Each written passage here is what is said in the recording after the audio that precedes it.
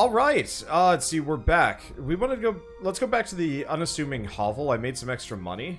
Did a little bit of grinding here and there. What do you mean by the unassuming hovel? Wait, have we actually? Was that where? This is where we left off. The necromancer was. Yeah. Okay. So I don't think you really reacted to it last time, but I was stacking infinite gloves on all of these characters. I don't recall you ever getting gloves. I think you were very distracted doing something. Mm-hmm. And I don't remember what it was.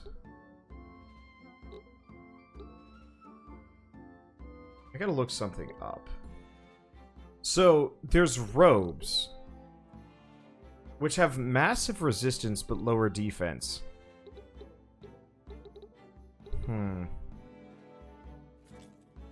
Let's probably keep them in the robes. I'm not entirely sure. The main thing is it hurts their defense pretty bad. Let's see. So feather cap. But yeah, so I was having one hell of a giggle while I think you were distracted last time we were playing. Because effectively, Are you sure this isn't something that you did afterwards during the grind? No, this is like at the very end. Like at the end of the, was it? Unless this is when you were on the phone with your grandmother. I don't know, I'd have to go check the previous episode to see if I actually recorded it. Anyway, so I have Raynor wearing 3 gauntlets. Where's the 3rd gauntlet, Shell? Don't you look at me like that. Where's the 3rd gauntlet? Point to me on this Raynor where I put the 3rd gauntlet. Please explain to me anatomically how this is even possible. Oh, gross. Really? Anyway, so each gauntlet gives an extra, like, 8 strength or something like that.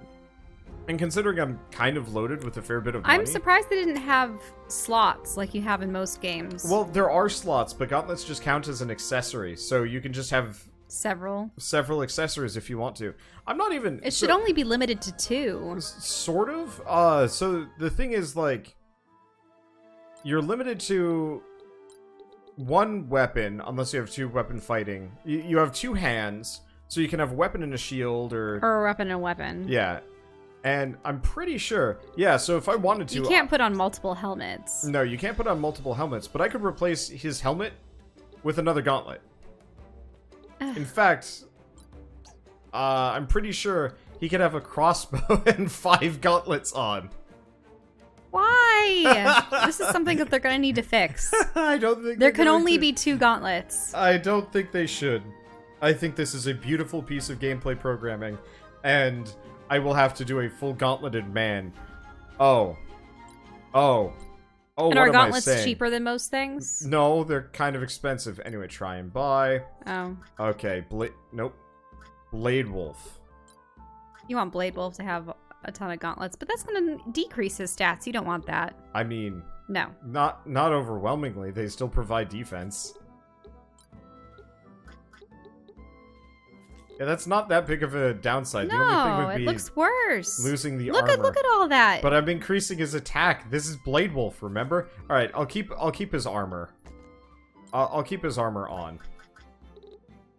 I want to see pluses. Okay, there you go. That looks nice. He has silver armor and 4 gauntlets. Let's see. I don't. No, he was. Whoops. No, that was fine. I didn't actually get her the silver armor. And silver helm is the best available. Okay, now we're good. Now I have min-maxed Blade Wolf to be the best Blade Wolf he can possibly be. 4 gauntlets, maximum damage. I mean, if you think about it, if there's ever belts as an option, he's wearing all of those. No weapon, just all belts. There are characters where it seems like their entire outfit's comprised of belts. The lady from Tales of Berseria. Wait. Don't click through those. What's the objective? Retrieve the ancient beast bone. The ancient beast bone from all those critters? Mm-hmm.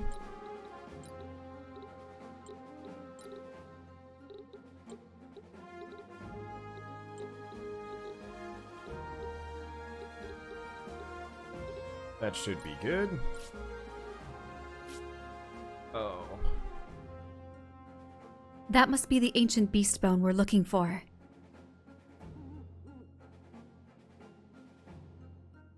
Approach the ancient beast bone with a not currently swimming unit, and gather will appear in the action menu. The gather command is used to collect various components from the land. For crafting purposes, many maps are rich with components to be harvested. Use show details during combat to highlight squares with harvestable components. Cuddles? What? I mean, she's fluffy. I mean, Pokolo Koblakai, or whatever that one sounds like a... Are they Strixes, or what are they that they have human heads but bird bodies? I think that this game's equivalent of a harpy. Probably. Wow, he's got some jumps. And he jumped to the top of a waterfall? Yeah. What? Lishesis. Owie.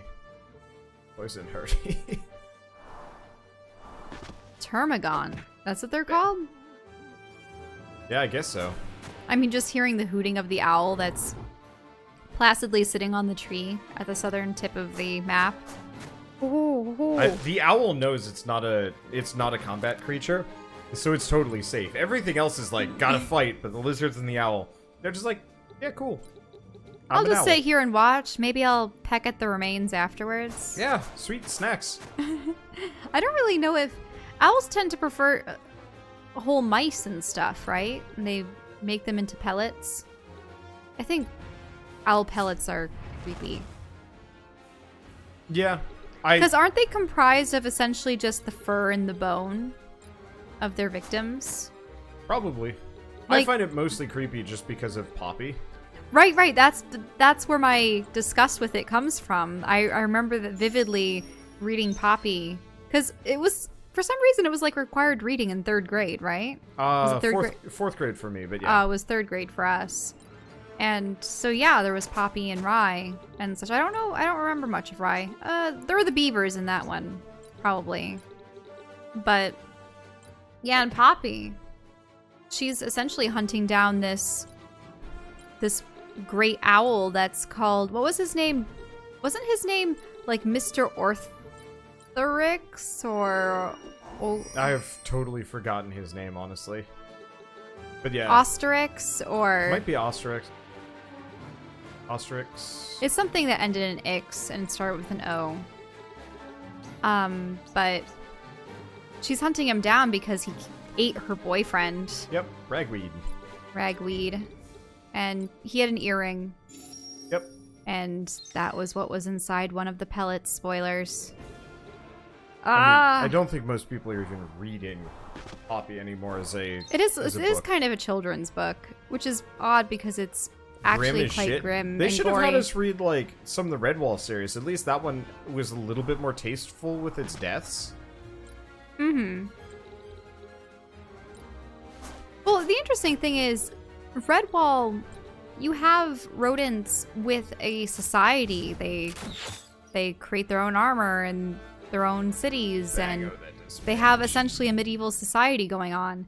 Whereas Poppy and Rye, and well, the Poppy books, I should just say, they were just real world animals in the set in the real world. Wasn't there even a barn house and a feeding salt lick for the what?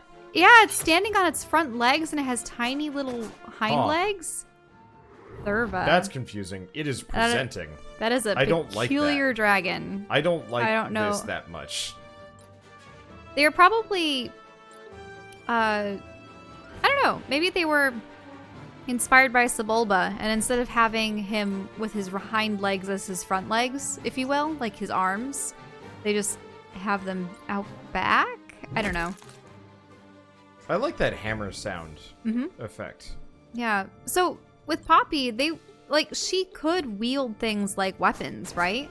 But kind of. She was still a mouse. She was still just a mouse. I think she had Eris or Earth's, however you want to pronounce it, his porcupine quill. Yeah, there we go. That's what it was. It was a quill or a needle or something that she killed Mr. Osterix with.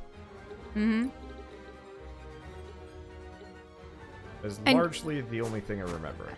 Yeah, and if Poppy were an entirely normal mouse, she wouldn't be able to do it with that. Like, I think she had to manipulate it somehow. But it was sort of anthropomorphic. Mm-hmm. But not fully. Because she even was wearing Ragweed's earring afterwards. Like, I don't know. And they had a kind of mouse society, but they weren't building things. And they definitely weren't medieval in nature like Redwall was. Redwall, really, it could have been written as a story with humans. Yeah. But they just have animals as various fantasy races, I suppose. Though, the odd thing is, weren't birds and cats and such normal-sized? Some, yeah. Birds tended to be normal-sized. Like, they're all scaled about the same?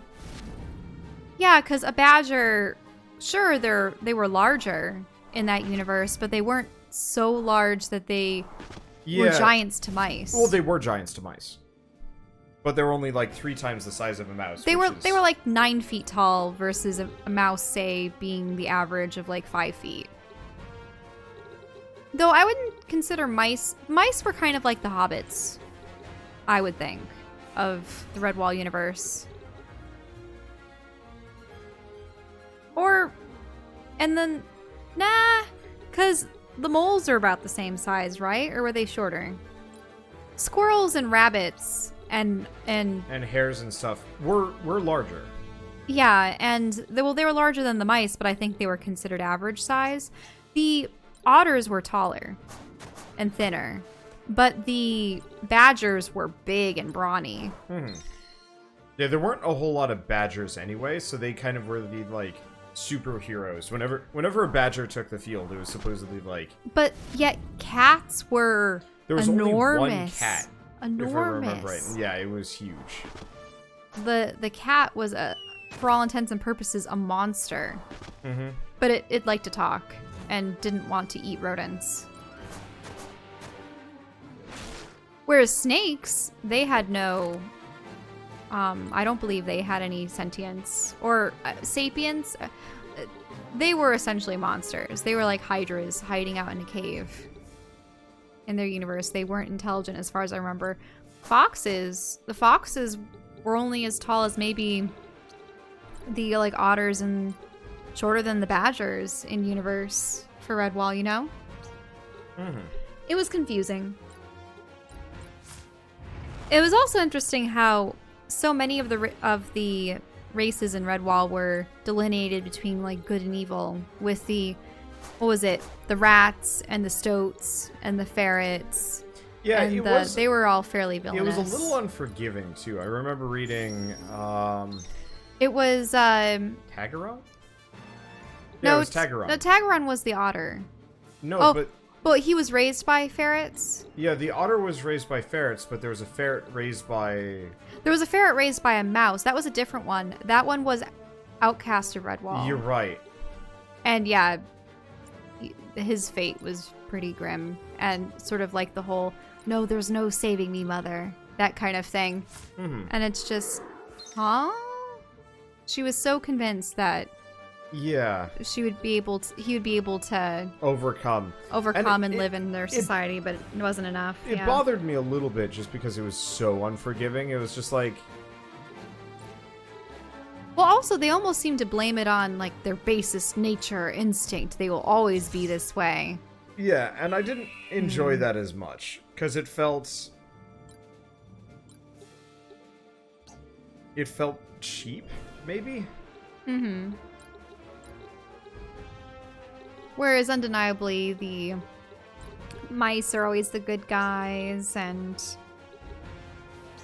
yeah, the otters tend to be, and the squirrels and the hares. But it was also a series aimed kind of at kids. Wasn't there a group of moles that were actually evil at one point? I honestly don't haranguing remember. the main characters at one point.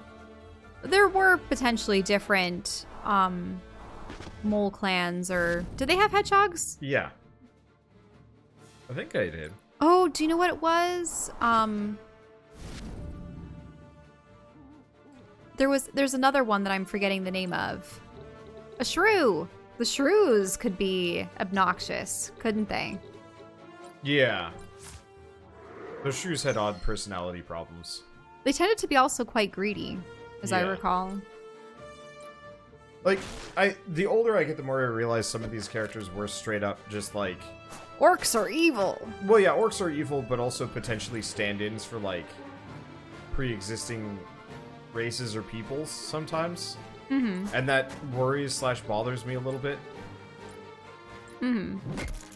Well, for them, it was, you know, all the villains are bandits and thieves, and weren't the foxes depicted akin to gypsies? Yeah. Like they delved in magic? I don't know. Maybe that was just the one witch. There were only a couple foxes in the series. Yeah. Who's the guy? Wasn't there a guy that wore a fox? Like, he wore a fox fur, I think it was? Okay, is there a way to rotate? You know, I saw a shrew in real life at one point, and I was actually quite surprised by it. I was walking along the Erie Canal, and there was this tiny little gray fuzzball on the side of the sidewalk. And I peered down very closely, and it didn't move, but it had a long Can nose. I not attack this guy? Oh, it's standing right next to you, though. Yeah, but I can't see the tile. This is what remember how I was telling you how in this game trees might be an issue? Because it seems like you can't actually target things around objects. No telemetry? I don't know about that. Can you click on their portrait and attack them? Why don't you try that? That might work.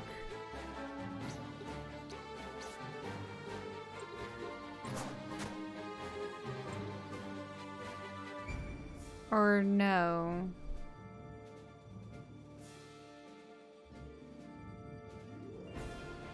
And you can't select... Yeah, you can select that tile. There we go.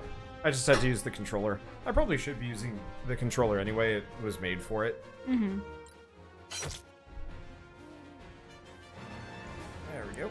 But yeah, so it was a cute little fuzzball, and it had a long nose. It was just sitting there, and I think I was just trying to identify what it was, and a French man came over, maybe he was from Montreal or something, and he was like, oh, that's a shrew. And I go, oh, I've never seen a shrew before. And the shrew was just chilling out there. I mean, it finally crawled away after enough people had gathered around to see it, because as I said before, I had seen mice, I had seen chipmunks and squirrels and a whole host of other animals. I've even seen mink up in New York. They were so cute. They look like ferrets, but they like the water and they like to swim in it. But yeah, a shrew? Do you know what was funny? There was a YouTube channel of a guy who makes mazes for mice and such. Yeah. To test their intelligence and to see how they navigate things. And one thing he was trying to test is, you know, how voracious are mice and how small a hole or opening will they fit? Like, it's obscenely small. It is. I use chicken wire to try and keep my rat in like a holding area when making a maze for my rat when she was still alive, and she straight up just like squeezed through it, and it looked horrifying, and it didn't look like it was enjoying the process. But it wanted to get out, and it was just like, no, please stop. Why didn't you make solid cardboard walls, or would she start biting into it? They will absolutely eat their way through cardboard. That's silly. Well, I don't know what other materials you could have used as a kid. Straight up plywood. Plastic wouldn't have been good. It was a plywood maze to begin with, so... Well, in any case, so this guy had a video, and he noticed, I suppose he sets it up in his basement. I think, you know, a lot of unfinished basements actually do have infestations of mice every once in a while. My parents finally cleaned up their problem. It turned out that aside from my dad and I plugging up all of the holes that were in the cinder block infrastructure, it turns out that there was an access where they could dig under the fully cemented front porch and get in through an opening underneath that. So they actually filled the entire area with cement that was under the cement slabs for the porch. And then, yeah, supposedly there have been no more mouse problems. But in any case, so yeah, this guy was, you know, inspecting what mice came into his basement and how they navigated his mazes. But at one point, a shrew arrived, and he goes, oh, a shrew. I wasn't expecting that. And the shrew actually probably not as intelligent as the mice, but it was more persistent. Like, it had to get that food that he had put in the maze, and it would squeeze through the tightest holes. And when I was doing research on shrews thereafter, because I'm like, oh yeah, the shrews actually seem really, really greedy. Like, what's up with them? Or just very, very persistent in their efforts to attain the food. And it turns out that their metabolism and their heart and everything is going at such a swift pace that they will die if they don't have enough food and water in like half an hour or an hour. Do you know what I mean? So that's why they're constantly on the move. And I go, what kind of life is that? Rough stuff. Mm-hmm. So, in a way, aren't they akin to the hummingbirds? Aren't hummingbirds that they have a very specific nutritional requirement, correct? Yeah. Hummingbirds have to keep themselves constantly fed, or they starve. Hummingbirds are cute. They are cute. They're pretty. Mm-hmm. They rank up there in terms of birds that I saw like to see. The most hilarious ones. They have these fronds of feathers poking out of their cheeks, and it's the most Sneak peculiar. first aid. Oh, really? Yeah, because he can just freely swim. Mm-hmm. I'm trying to farm as much EXP as possible just by... So there are some actually really peculiar hummingbird species that have, just very interesting crests.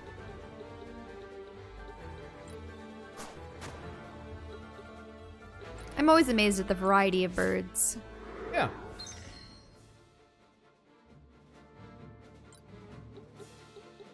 Elementalism. Hiya. Bango. But yeah, there's a lot of animals too, and tons of reptiles and insects and a host of animals. I mean, there are millions, if not billions, of species. It's just a shame that so many of them are starting to leave the world. Yeah, fated for extinction with our current level of greed. We got the ancient beast bone. This is what we need to help Anodyne. Let's go. Anadine. Anodyne. Hey, look! Blade Wolf had some dialogue. Blade Wolf did a thing. I'm not useless. You know, people that aren't the protagonists probably only get lines if they reach objectives like that, if you think about it.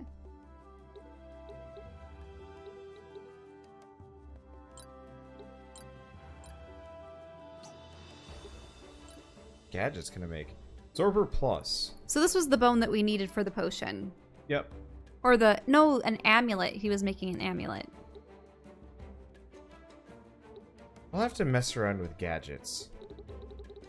They seem interesting. Badges. Can't do anything with that. Items. So, Corrosive Bomb. Looks defense on the target. Uses resistance. Gotta upgrade my rocks. Tier 2 rocks. What about gadgets? Reflectotron? Yeah.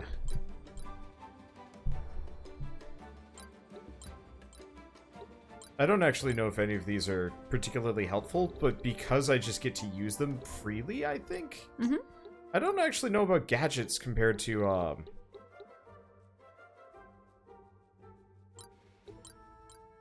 I don't know about gadgets versus items. I hope it works for both of them. Let's see. Oh, interesting. Only have a couple of those. Okay. Oh, right. Difficulty settings. We did turn it just up to more or less default. Okay, so I assume we have some abilities to learn. Yep, that's a lot of AP. Let's see. Holy Beam. So do we want a large area around the character or a Holy Beam in a line in front? Do Wrathful Burst. Wait, damages the character? Yeah. Looks like we actually don't get Holy No, Burst. but look, Yeah, it'll do a quarter of their current HP. That's not that big of a deal. You want to damage yourself? Yeah. Ah, no. Free healing. Wait, healing? Yeah. Oh, You mean you want to damage yourself intentionally so that you have an incentive to heal yourself, which would get you more experience.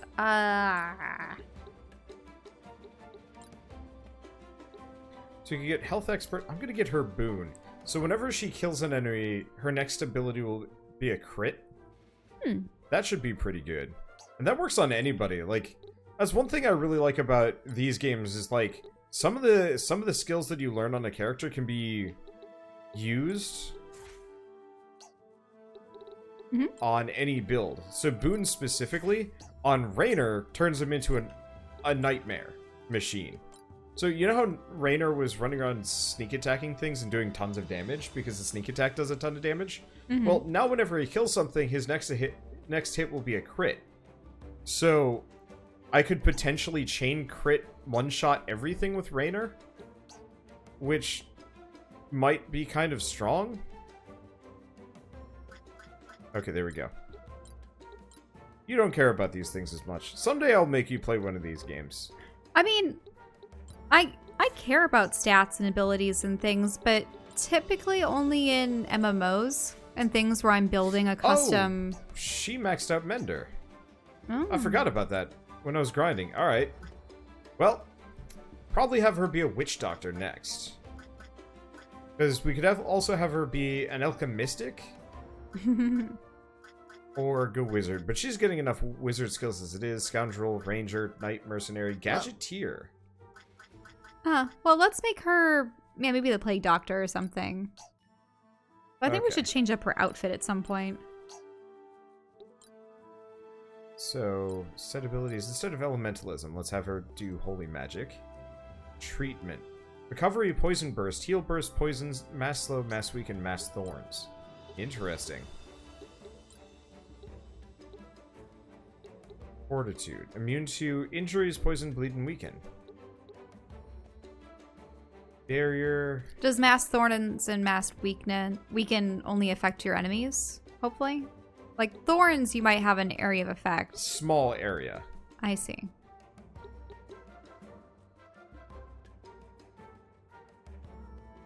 I don't really like this class. We'll try it eventually, but it doesn't seem... Let's try alchemistic instead. Okay. Wield soul magic? That sounds nice. Okay, so let's learn abilities. Alchemistic. Mass barrier, mass renew, haste, side effects. Ability or regular attacks to successfully apply a buff. Also restores health to the target and debuff deals damage to the target. So are they buffers for the most part? Okay. A lot of barriers, resistances, yeah. That does some damage. Okay, so I think this is a better class for her at the very least. Yeah, mass shield, mass... Aegis. Aegis? It's interesting. We have this ongoing argument over how you pronounce that word. When I was younger, I always said Aegis because I was used to in a lot of what was it? No, the thing is in Greek, usually it's E for AE, but I always thought that Aegis sounded really cool. But then later on, I started hearing it being pronounced as Aegis or Aegis. I think Aegis for the most part. Haggis. And I go, okay, Aegis, that makes sense. I've heard Aegis in television shows. I've heard Aegis in video games. So I'm like, okay, probably Aegis at this point. I still like the sound of Aegis, but Aegis is okay. And then Wander comes around and he's like, no, it's Aegis. And I go, Aegis? I mean, I suppose a Greek pronunciation for AE is E, like an elongated E. But Aegis, just doesn't sound as epic as Aegis or Aegis. But... Aegis sounds like haggis. It just sounds awesome. I really like the I sound. The Aegis. Whereas, I mean, Aegis, I think it's probably the G versus the J. So then you're doing Aegis. It's like, okay, that's a J. I mean, because otherwise it'd be Aegis. That doesn't sound right. Eagles. And Aegis doesn't sound right. Aegis sounds okay. I don't know. There's so many interpretations of that. I'm pretty sure one among them is the quote-unquote correct pronunciation.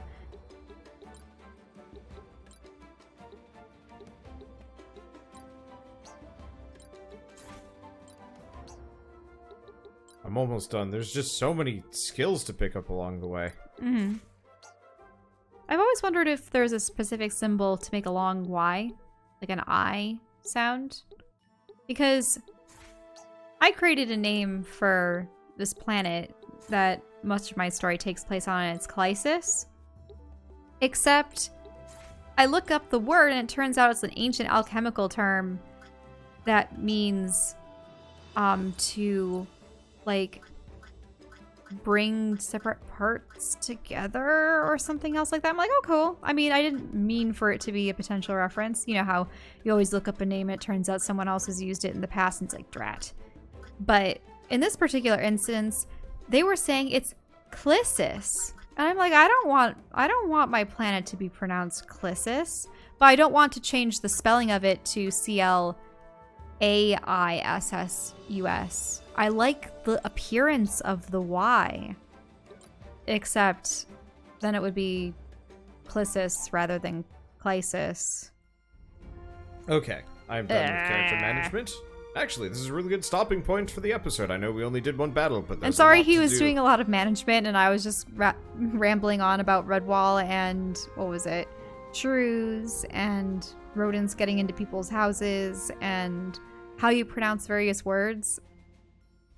They heard it. You don't need to recap what they just heard. I'm sorry. Anyway, we'll see you guys in the next episode. I think we're going to stop streaming this game, so the commentary might change a little bit. And you'll actually get, like, intros and outros, which will be kind of fun. Anyway, so we'll see you guys in the next episode. See you guys on the next episode of Felseal Arbiter's Mark. And as always, thanks for watching. Flubbed it on the last word. And the first word. A lot of flubs. Watching.